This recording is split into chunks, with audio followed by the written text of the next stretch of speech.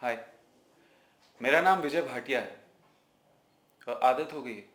अब कैमरा देखते ही नाम के साथ नंबर बोलने की आदत हो गई, क्योंकि इतना लंबा सफ़र करने के बाद भी हर एक्टर की तरह खैर मुझे भी ऑडिशन देना पड़ता है।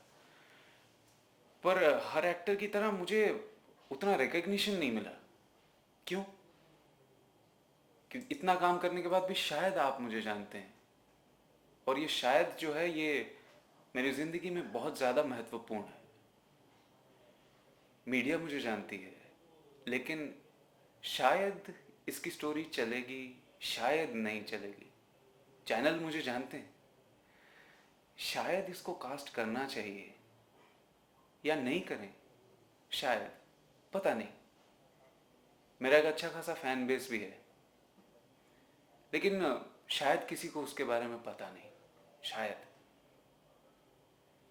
ये एक ही शब्द है, लेकिन बहुत ज़्यादा चुभता है अंदर। शायद। क्या करूं?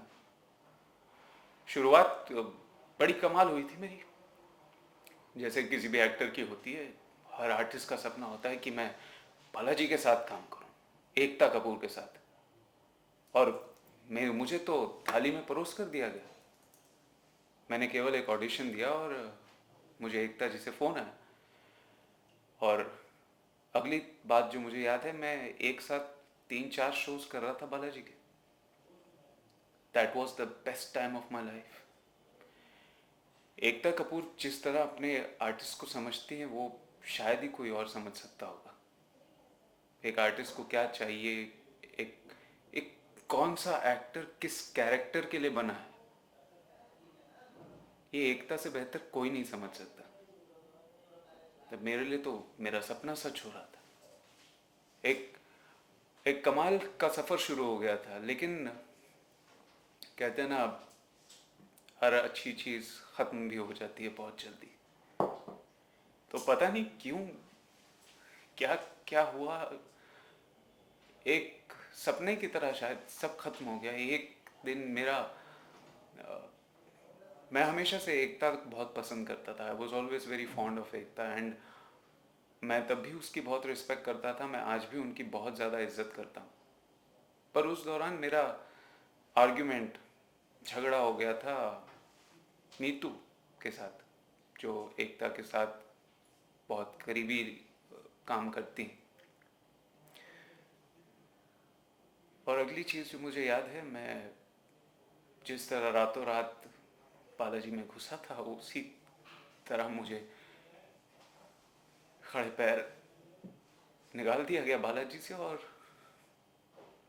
और मैं कुछ नहीं कर सका। मैं मैं तो सिर्फ एकता जी से मिलना चाहता था, उन्हें बताना चाहता था कि बात क्या है। लेकिन मुझे वो मौका भी नहीं दिया गया। मुझे जब निकाला गया वहां से, तो मुझसे कहा गया कि जा, कर ले जितना काम कर सकता है, बर्बाद कर देंगे तुझको, कहीं काम नहीं करेगा। और मैं बहुत छोटा था उस समय, सिर्फ शुरुआत की थी इस इंडस्ट्री में। तो सोचा कोई बात नहीं यार, भगवान से बड़ा कोई नहीं होता, काम आएगा, मिल जाएगा। और ऐसा हुआ भी। मैंने बहुत काम भी किया, इतना काम किया कि दूरदर्शन पे तो popularly I am known as the king of DD. But जहाँ तक सैटेलाइट का सवाल है या चैनल्स में काम करने का सवाल है, एक लेवल के बाद जाकर मैं आगे नहीं बढ़ पाया। अब इसकी वजह क्या है मुझे नहीं पता। लोग ये भी कहेंगे कि क्यों, अब क्यों बोल रहे हो, इतने साल क्यों नहीं बोला, क्यों फ़ायदा उठाना चाहते हो किसी का? नहीं, मैं किसी का फ़ायदा नहीं उठाना चाहता। मैं एक सीधा साधा आदमी हूँ, जो यहाँ पर केवल काम करने आया था, और मैं सिर्फ काम करना चाहता हूँ।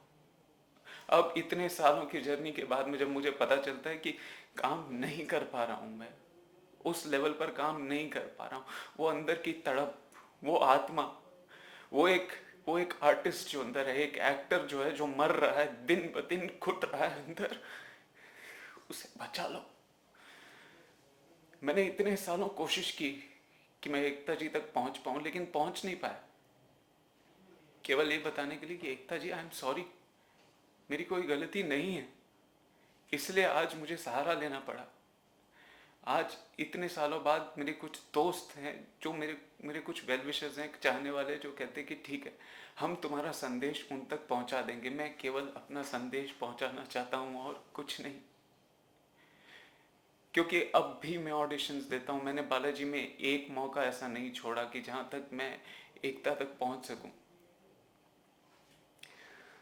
हर बार बहुत बढ़िया हुआ, लेकिन अंत नहीं, अंतिम चरण तक नहीं पहुंच पाया।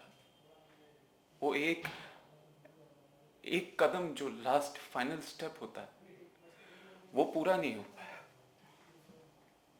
तो मैं इस माध्यम के जरिए सिर्फ इतना ही कहना चाहता हूं कि एकता जी, मैं यहाँ पर केवल काम करने आया था, और मैं केवल काम ही करना चाहता हूँ।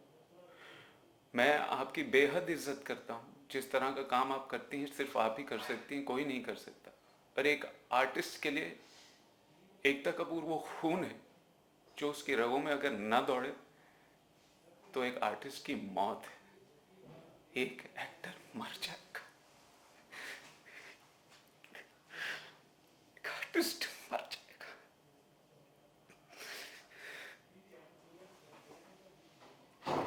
I am sorry.